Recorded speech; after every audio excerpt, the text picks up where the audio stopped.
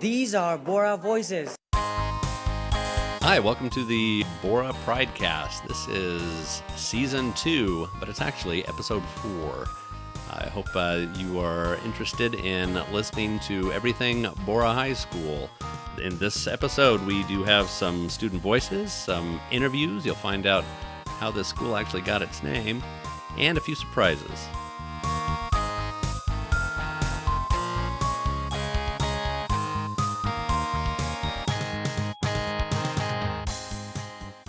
I've never been much of a sports fan, but this next segment will tell you about the soccer team that made me one.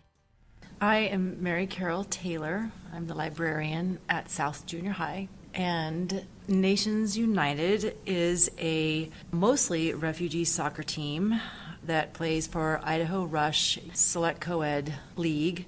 It started out South Junior High kids, but some of them were ninth graders at the time, so then they moved on to Borah. So we have a lot of schools represented. And Nations United got started in spring of 2016. Some of my students, it came to my attention, were kind of obsessed with soccer and coming into the library, checking out some books on soccer. And it came to my attention that they're not on a soccer team. And so after some discussions, we decided to see if we could put together a soccer team.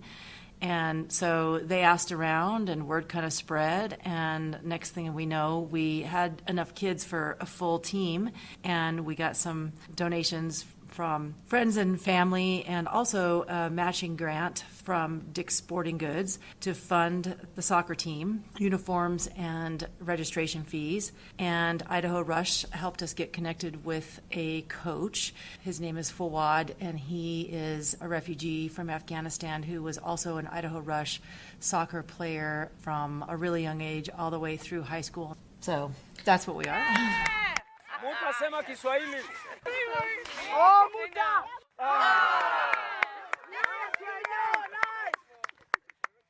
Hello, my name is Claude Chimimana. I'm from Congo. I've been here for 3 years right now. When I was in Africa, I used to play soccer when I was in 3rd grade. Hi, my name is Epaku, and I am from Thailand, and I've been in US for 5 years. I have been playing soccer for 2 seasons. My name is Isdor Mwenye, and I'm from Tanzania. I'm 16 years old, and I've been into America for 9 months. I've been playing soccer since I was young, like 5, back in Africa, and I love soccer. Nations United, I really like it. It's a good team, I have a good coach, and I felt proud to play in there because I had friends. Well, we're playing with love and each other, and all games we played was fun. We wasn't afraid. It was cool and fun. The best thing in the team, we all work together, we help each other. This year we did great. Our coach worked so hard. The best thing I would remember from Nation United would be we have everyone in the team from different countries, which we also learn from each other background, and we understand each other problems and always help out each other. Mrs. Taylor is always there to help her for the transportation, and we always help out each other, and the team is really great.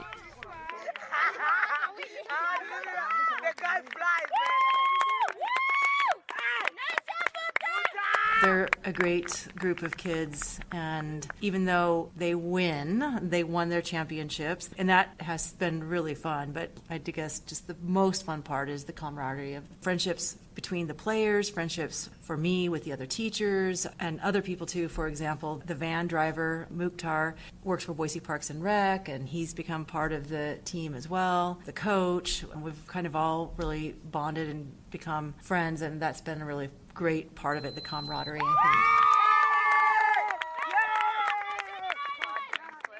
think. I would say that Nation United, we have a lot of refugee kids, and most of them they really like playing soccer, but the problem is that they don't have transportation and they don't get a lot of help from other people except Mrs. Taylor, our coach, and the people who help us, the usual people who help us. I want people to know that like if we could help them to achieve their goals, then I would like other people to know and to help them. Since these interviews, Nations United has grown into 2 teams, U16 and U19. East Ornwanyi is now attending Boise High School, having moved on from the Borah Bridge program, but he'll always be a Borah Lion to us.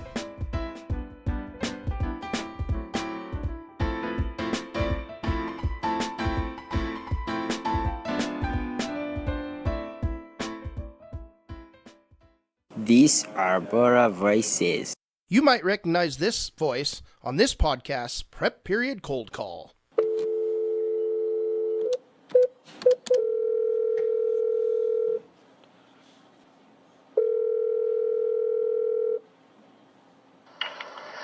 This is Stafford. Mr. Stafford, it's Mr. McHenry. Mr. McHenry, how are you? Fine. Hey, I'm calling you on behalf of the Borah Pridecast. We have a new segment called, Hey, Teacher, what are you doing this week? So, Stafford, what are you doing this week? All right. Well, this week what we have going on, I teach 3 different classes. Exploring computer science is in the middle of a research project called Visualized Data. And what they're doing is using culturally situated design tools to create a digital picture. So what that means is they use a Navajo rug weaver or a basket weaver or a bead loom, and they just make a picture that has symmetry in it. Then what they do with that image is go into a photo editing software and edit it just in a fun, creative way, and they have to talk about the cultural significance of their picture. So Wow. So that, is my task with the exploring kids. And actually, Mr. Rose and Miss Compton in the art department helped me kind of co-create that exercise when we went to Celebration Park. So that's kind of a fun cross-curricular activity that we're doing. That's great. Yeah. I also have another class called AP Computer Science Principles. They're also doing a research project on domain name systems and distributed denial of service attacks. So basically think about hackers and how they can shut down websites. So they've got to go out, find an article about this happening, why it happens, and how to prevent against it. Wow. Do you think you have any future hackers in your computer science class? 100% yes, at least baker's dozen in every class. That's awesome. Yeah, and if they didn't even know that was a possibility, I try to steer them in that direction. I think that's good. And then my last class that I teach is AP Computer Science A, and what we're learning right now is the language of Java, and specifically if and else statements and switch statements, which think about like a program where you can order some food and you ask the program what food you want, and then it will spit out how much it's going to cost. Wow, that's cool. And imagine in the olden days, we just looked at menus and it told us that. That's crazy. Yeah, you just kind of grunt and point, and then that's what you get. Nice. All right. Well, I understood exactly 1/8 of everything you just told me about your computer classes, so that's great. Well, good. Well, take my class, and then you'll know all of it, and it'll be really fun. I'm all about it. Okay. Thanks, Mr. Stafford. Yep. Thank you. Yeah, love your hair. Bye-bye. You never know who we're going to call on the Prep Period Cold Call. It might be you. These are Borah voices. Since the Borah Pridecast is still in the sophomoric stages, we are in need of a few items from you, our Borah students. First of all, no podcast would be complete without theme music. We want student-produced music, either digitally or acoustic, to play throughout our show. We also want to showcase student writing, poems, short stories, essays. Send them our way. For details on either of these items, email us at borahpridecast@gmail.com. You can also find us on Twitter at Borah Pridecast, or come to the library for more information.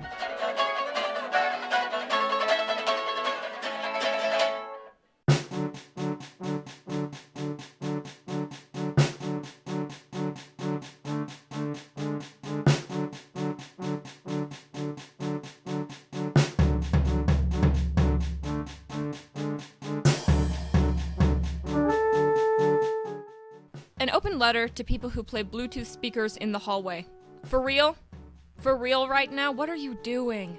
I need to see a physical permit, a legal document, allowing you to play your music right now out of your $30 Bluetooth speaker.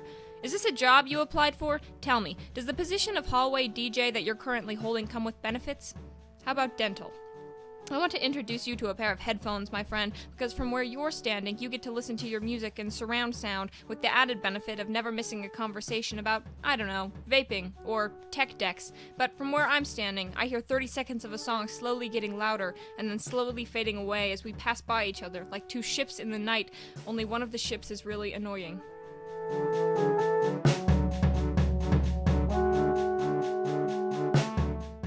These are Borah voices.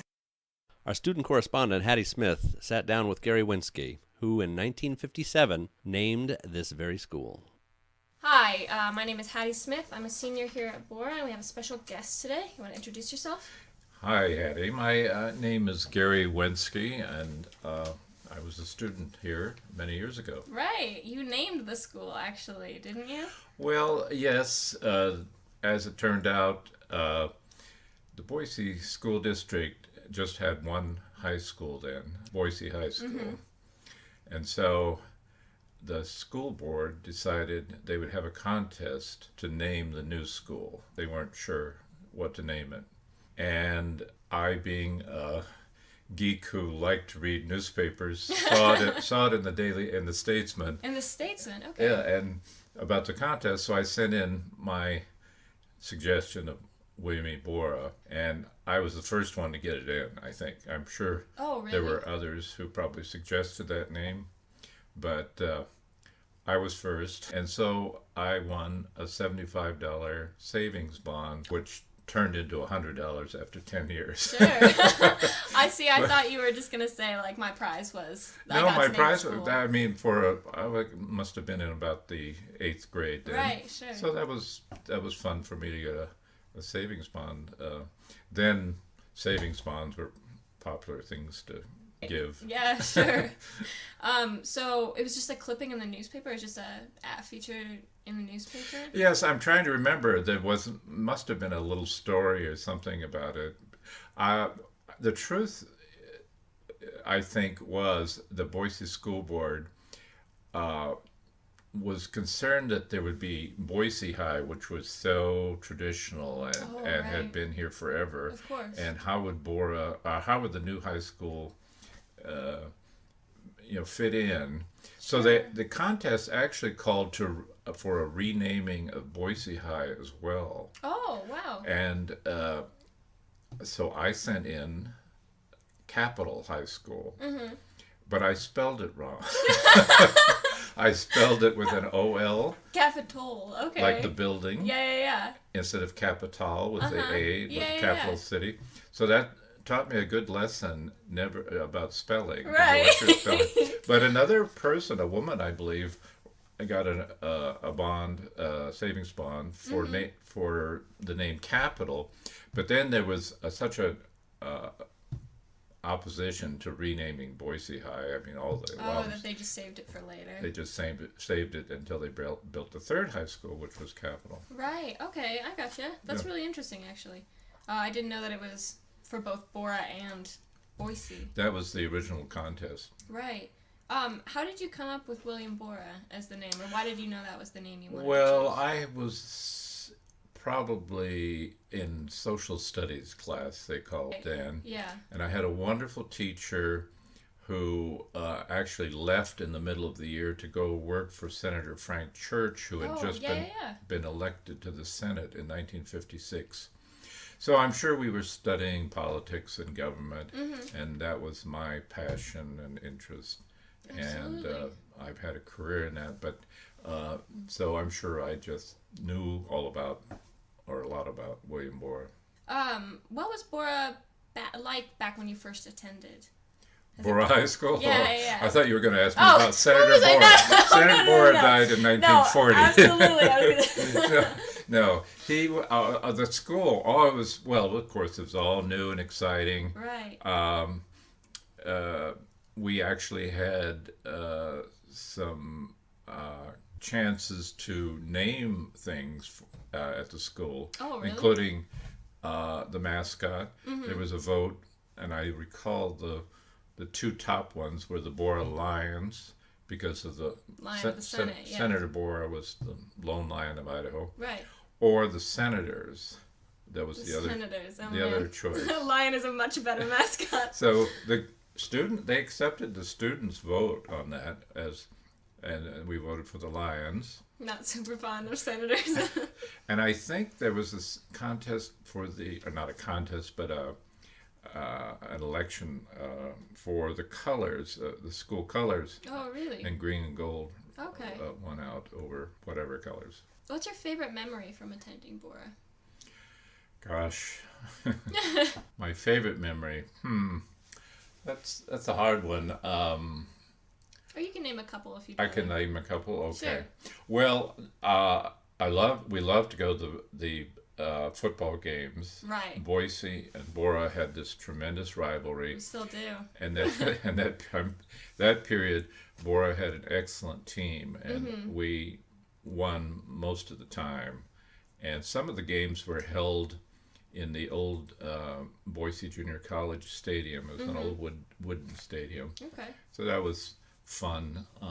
There was a very interesting band director here at Borah then, Mr. Shacklet, who on the band uniforms, he had wired lights with batteries. Oh my gosh. So there were lights on the caps and the epaulets of the uniform. Yeah. So at night when they turned off the lights during the halftime show, oh my gosh, you had all these marchers. That must have looked crazy. I know, I have never seen it done anywhere else. Wow, I want them to do that. I know. These days, my sister's in marching band. I would love to see her I think it would be lit fun, up like a Christmas tree. Fun to see. But anyway, lots of memories. A lot of the teachers here, good teachers. Yeah. My favorites were government, and there was a teacher named Bobby King who was actually a baseball player. Oh, wow. And so you could go to see, Boise had a baseball team then called the Boise Braves. Sure. You could go see them, and I could see my teacher playing shortstop and then see him the next day in class. So, that's so funny. Lots of memories. Awesome. Well, I can tell you that the Borah-Boise rivalry is still going strong. Still very strong. Yeah, we beat them 49-0. Wow. Yeah. Wow. Yeah. It's crazy. Well, yeah. I know that you may know also, because I mentioned this, and you could edit this out, but Tim Stanley, your principal, is my nephew by marriage. And of course, his son is a star player here on the football team, I believe, and baseball too. I think. Jake. No, it's crazy. It's a whole legacy. If you could give any advice to Borah High students of today, what would it be? Well, I don't know that I have any great advice that they wouldn't know already.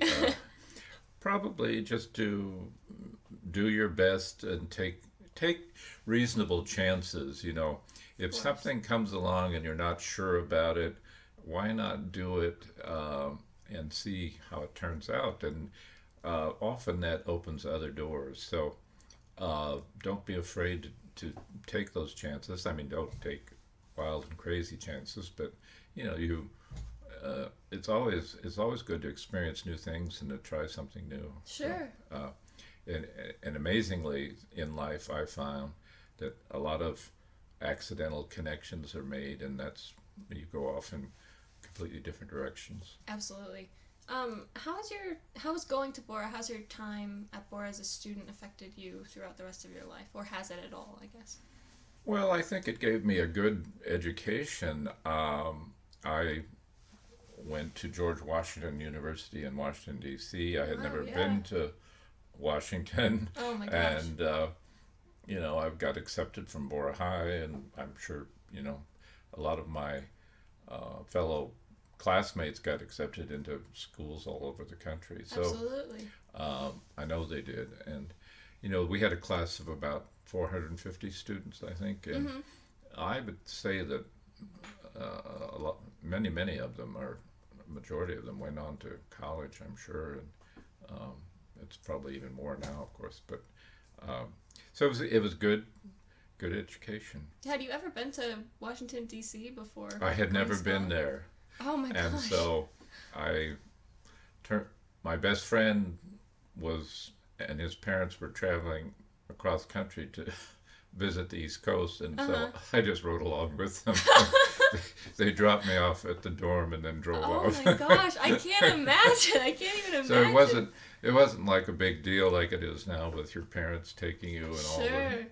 But it was, I thrived, and I turned out I had a long career in Washington, D.C.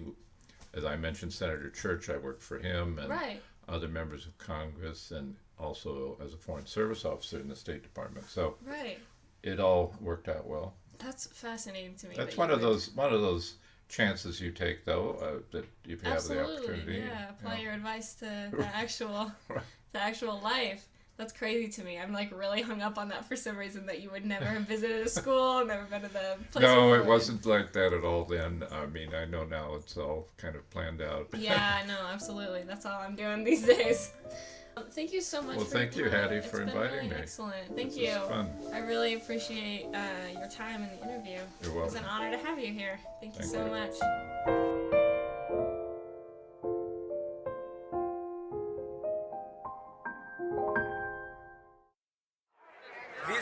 These are Borah voices.